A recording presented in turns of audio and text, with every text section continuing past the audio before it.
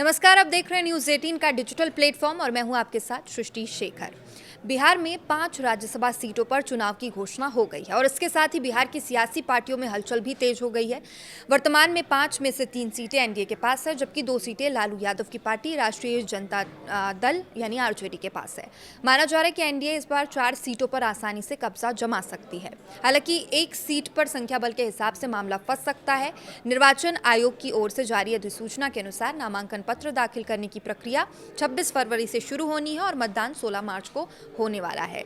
बिहार को की खाली हो रही अब 5 राज्यसभा सीटों में से 2 सीटें मुख्यमंत्री नीतीश कुमार की पार्टी जनता दल यूनाइटेड की है। जेडीयू के दोनों मौजूदा राज्यसभा सांसद, केंद्रीय मंत्री और भारत रत्न कर्पूरी ठाकुर के बेटे रामनाथ ठाकुर और राज्यसभा के उपसभापति हरिवंश नारायण सिंह लगातार अपने दूसरे कार्यकाल में हैं। इस बार इन दोनों का राज्यसभा जाने पर संदेह है, क्योंकि नीतीश कुमार किसी भी नेता को लगातार 2 बार से ज्यादा राज्यसभा में नहीं भेजते हैं। आपको बता दें कि नीतीश कुमार ने ऐसा जेडीयू के पूर्व राष्ट्रीय अध्यक्ष आरसीपी सिंह के टाइम भी किया था। आरसीपी सिंह के राज्यसभा के 2 कार्यकाल हो चुके थे और इसके बाद जब तीसरी बारी आई तो राज्यसभा भेजने से नीतीश ने इनकार कर दिया था। इसके बाद उन्हें केंद्रीय मंत्रिमंडल से इस्तीफा देना पड़ा था। पार्टी ने उस समय ये तर्क दिया था कि लगातार 2 से अधिक कार्यकाल के लिए किसी को राज्यसभा नहीं भेजना उनकी नीति है। हालांकि इस बार अपवाद किया जाएगा या नहीं, ये देखने वाली बात होगी। इस पर पार्टी सूत्र भी अभी चुप्पी साधे हुए हैं, क्योंकि नीति का पालन करने पर दोनों मौजूदा सांसद अपने संवैधानिक पद खो देंगे। हालांकि संख्या बल के हिसाब से जेडीयू अपनी दोनों सीटें बरकरार रखेगी। एनडीए की खाली हो रही तीसरी सीट उपेंद्र कुशवाहा की है और उपेंद्र कुशवाहा 2025 में बीजेपी के समर्थन से उपचुनाव में राज्यसभा पहुंचे थे। ये उपचुनाव विवेक ठाकुर के लोकसभा के लिए चुने जाने के बाद हुआ था। हालांकि कुशवाहा की राष्ट्रीय लोक मोर्चा एनडीए की अहम सहयोगी पार्टी है, लेकिन एनडीए के सूत्र मानते हैं कि इस बार उपेंद्र कुशवाहा को बीजेपी राज्यसभा नहीं भेजेगी। कुशवाहा को एनडीए के साथ का पर्याप्त राजनीतिक लाभ मिल चुका है। बिहार सरकार में उनके बेटे दीपक प्रकाश को विधायक या विधान परिषद सदस्य न होते हुए भी मंत्री वो बन चुके हैं। बिहार की 243 सदस्यीय विधानसभा में उपेंद्र कुशवाहा की पार्टी के पास केवल 4 विधायक हैं, जिनमें उनकी पत्नी स्नेहलता भी शामिल है।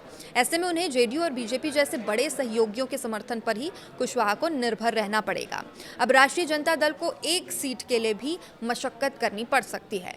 बिहार की बाकी 2 सीटें लालू यादव की राष्ट्रीय जनता दल के पास है। राष्ट्रीय जनता दल के एक राज्यसभा सदस्य प्रेमचंद गुप्ता हैं, जो लालू प्रसाद के करीबी माने जाते हैं। अब गुप्ता लगातार 5वें कार्यकाल में है। दूसरी सीट पर पटना के कारोबारी अमरेंद्र धारी सिंह है, जिनकी भूमिहार जाति के मतदाताओं में मजबूत पकड़ मानी जाती है। हालांकि इस बार दोनों के राज्यसभा पहुंचने पर थोड़ा संशय है।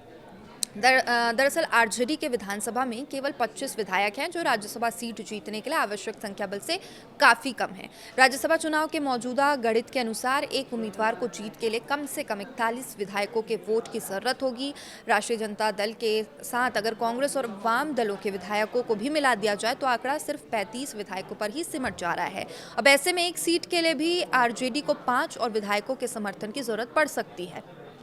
हालांकि राज्यसभा की जिन 5 सीटों पर चुनाव होने हैं, उनमें से फिलहाल कोई भी भाजपा के पास नहीं है, जबकि 89 विधायकों के साथ वो विधानसभा की सबसे बड़ी पार्टी है। अटकलें हैं भाजपा के उम्मीदवारों में। एक नाम नितिन नवीन का हो सकता है, जिन्हें पिछले महीने पार्टी का राष्ट्रीय अध्यक्ष बनाया गया। नवीन ने राष्ट्रीय कार्यकारी अध्यक्ष बनने के बाद दिसंबर में नीतीश कुमार मंत्रिमंडल से इस्तीफा दिया था, लेकिन वो अभी भी बांकीपुर विधानसभा सीट से विधायक बने हुए हैं। माना जा रहा है कि नई जिम्मेदारियों को देखते हुए वो अपनी सीट छोड़ सकते हैं। राज्यसभा के चुनाव में असदुद्दीन ओवैसी की पार्टी के 5 विधायकों के रुख पर विपक्षी उम्मीदवार की हार जीत अब निर्भर करेगी। अगर ओवैसी की पार्टी के 5 सदस्य ने आरजेडी का साथ दिया तो विधायकों की संख्या 39 हो जाएगी। अब बसपा के एक और आईआईपी के आईपी गुप्ता अकेले विधायक हैं और अगर इन सबको जोड़कर विपक्षी विधायकों की संख्या 41 हो जाती है तो प्रावधान के अनुसार एक सीट की जीत के लिए प्रथम वरीयता के कम से कम 40 मतों की जरूरत होगी।